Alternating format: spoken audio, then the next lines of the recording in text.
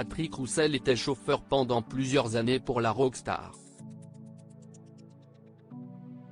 Il publie le 15 juin prochain un ouvrage intitulé Tout le monde l'appelait Johnny aux éditions Mareuil. Avant la sortie de son livre, il s'est confié à Téléstar sur les confidences que lui faisait le chanteur. Le 5 décembre 2017 marquait un jour historiquement triste. La France perdait l'une de ses idoles, la plus grande rockstar, Johnny Hallyday. De son vrai nom Jean-Philippe Smet, CIST son single Souvenir qui lance sa carrière au début des années 1960. Très vite, il se fait une place dans le paysage musical et ses concerts affichent complets. Allumer le feu, Le Pénitencier ou encore Quelque chose de Tennessee font son succès et s'écoutent encore aujourd'hui à la radio. Sa vie est faite d'amour et de désillusions puisqu'il enchaîne les mariages. Sylvie Vartan, Nathalie Baye ou encore Adeline Blondiot, toutes font son bonheur avant que sonne l'heure du divorce.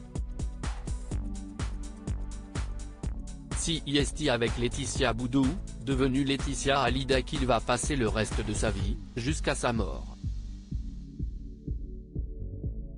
En décédant, il laisse derrière lui une veuve éplorée, qui peine encore à s'en remettre, ainsi que 4 enfants, David Hallyday, Laura Smet, Jade et Joey Hallyday. Un chauffeur qui garde de gros secrets. Les adieux nationaux à Johnny Hallyday ont été particulièrement émouvants, pourtant ce sont des tensions qui ont succédé à l'événement. Entre Laetitia, David et Laura, l'entente n'est pas au beau fixe et les questions d'héritage divisent énormément.